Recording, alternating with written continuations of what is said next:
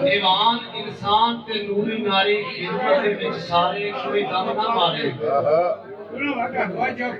ऐ धरती आदम आसमानी सूरज चंद सितारे चमकण हारे सूर मंदा कुदरत पे देखो आरशा हुन बेनजारे बिन उतारे।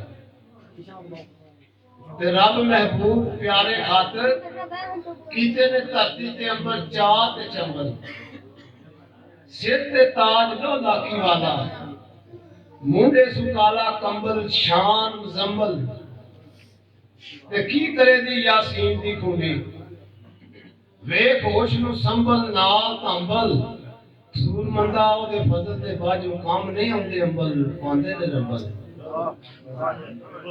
हां बदल पछी ला दे आ शमा को रखे जड़ रहन जिंदा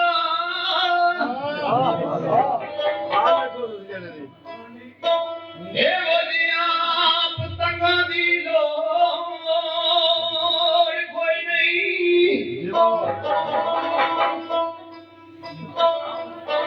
जेड़े हटा शरीर दिया टप जाते ए वजिया मलंगा दी लोड़ कोई नहीं।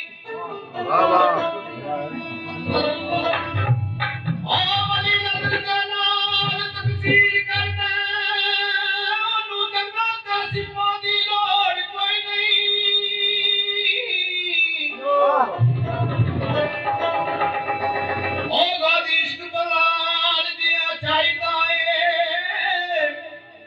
मेरे